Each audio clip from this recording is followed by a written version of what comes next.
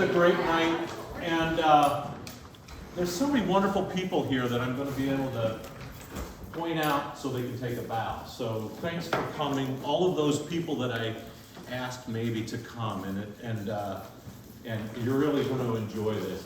My name is Carl Schaefer. I own Gordy Fine Art and Framing with my wife here, who's taking the video. And I'm also the chair for the steering committee of the Mayor's Arts Awards, which happens every other year, and 2021 is one of the years. And we have just finished getting all of the nominations in, and on November 12th, which is a Friday, I hope to see you all at Sursa Hall at 7:30, because that's when the awards ceremony will be for this year. And there's a wonderful lineup that's going to happen. All of the nominees are going to be paraded across campus with a New Orleans style jazz band parading them around. And then they're going to march into the Sursa Hall, and Laura Williamson and Michelle Kinsey will MC this show, which will have a lot of performances involved, as well as the conferring of the awards themselves. And the awards, by the way, are being made by Carol Burt, who is in the room. Thanks for coming, Carol. This award, when you see it, it's going to make your knees weak. So if you actually win one of these awards, you're going to be treasuring that for a long time. So thanks, Carol. The show that we put together here is previous recipients of a Mayor's Arts Award of one kind or another.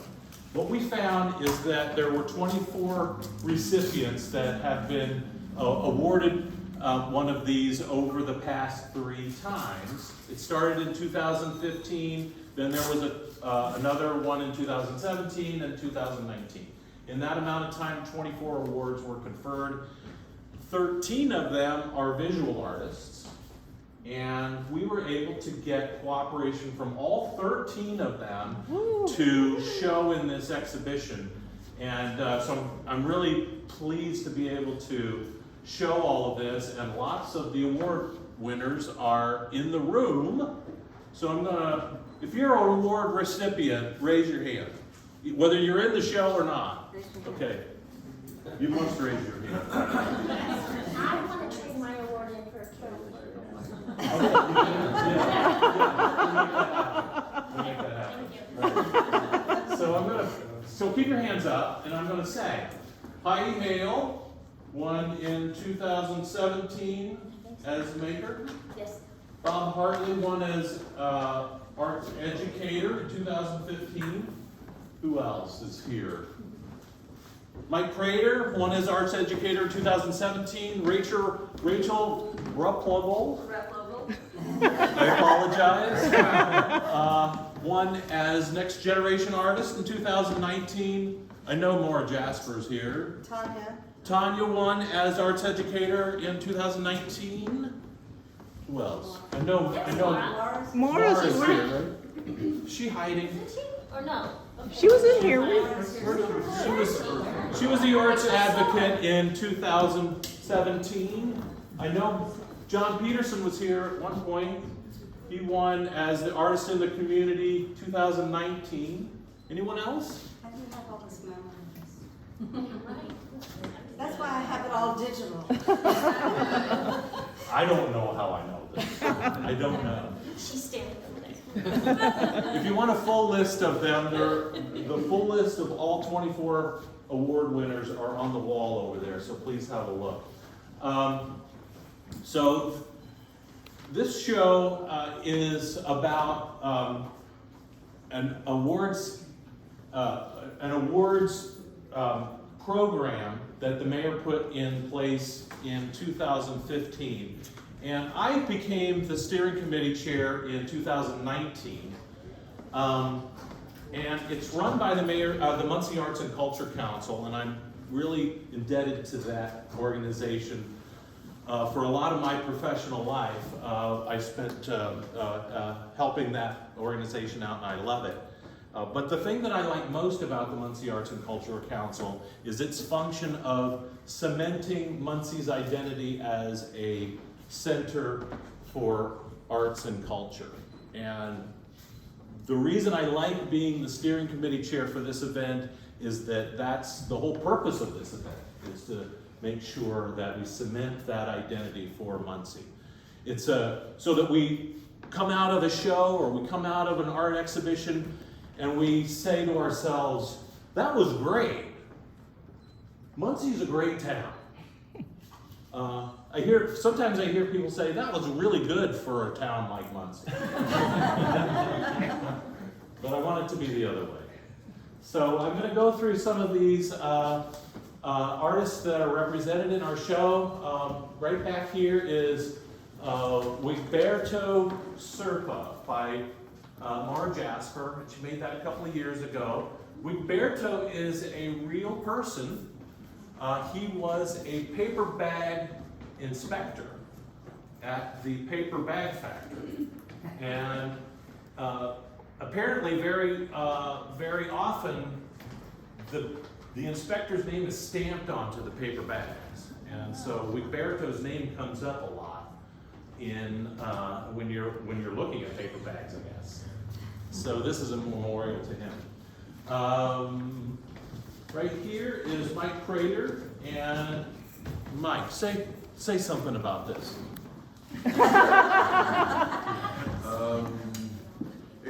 It's an old piece, but it's one of my favorite pieces I've done. I got lucky enough to be able to take a sabbatical at one point, and I did a whole series of pieces about the experience I had growing up with my dad, who was a huge, growing up with my dad telling me stories about the old black and white Buck Rogers and Flash Gordon serials, sitting on his lap, watching the late night Friday night movie, watching some old sci-fi thing, and also it was kind of about, like the Wizard of Oz, and it's about, those fanciful sort of Victorian ideas about the future that never really was, but I'm still in love with. Yeah. So that's what it was.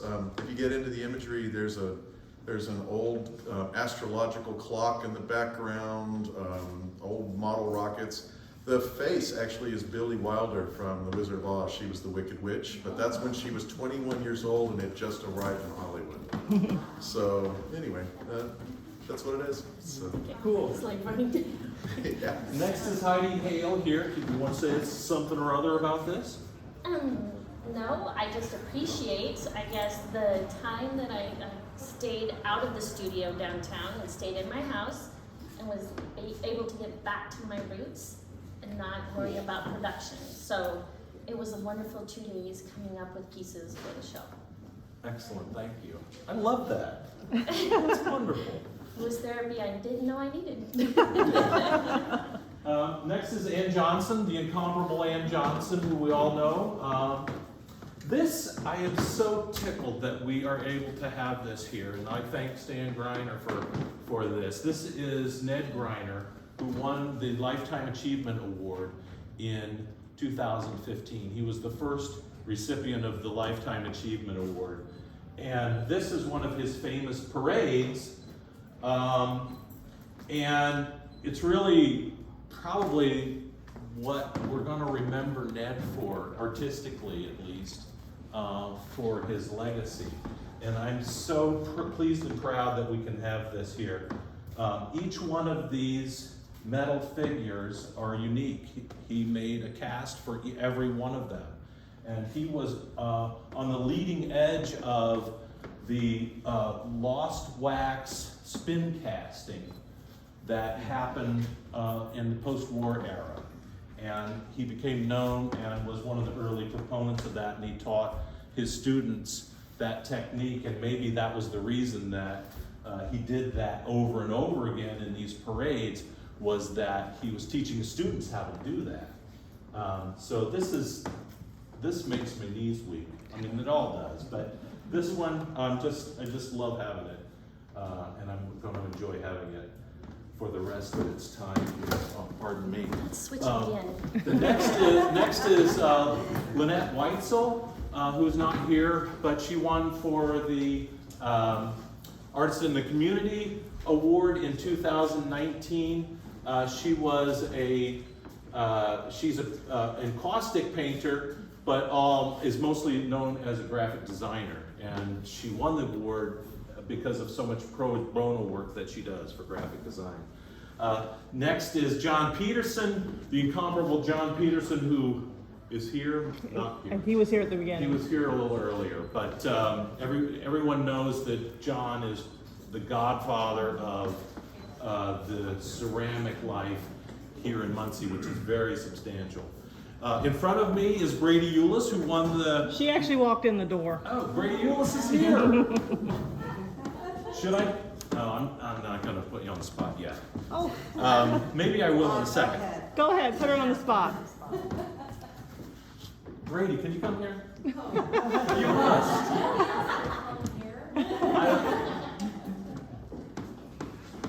So taking a bow, Brady Eulis brought this to me yesterday, and she explained it to me, and it's about marriage, and I love that.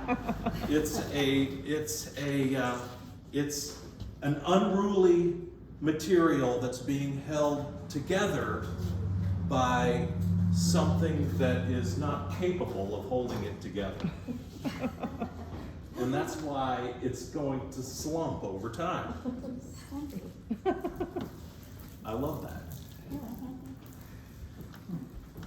Bob Hartley is next here. Bob won for the Arts Educator in 2015 and was well known as an educator and then the owner of the Artist Within for many years. Now, yeah, so much loved, Bob.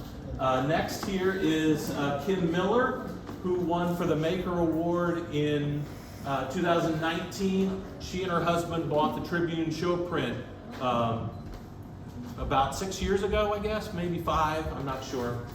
Anyway, what she's showing here is a restrike of an historical poster that would have been made maybe back in the 30s, very Art Deco-ish, but this was a plate that was in their collection.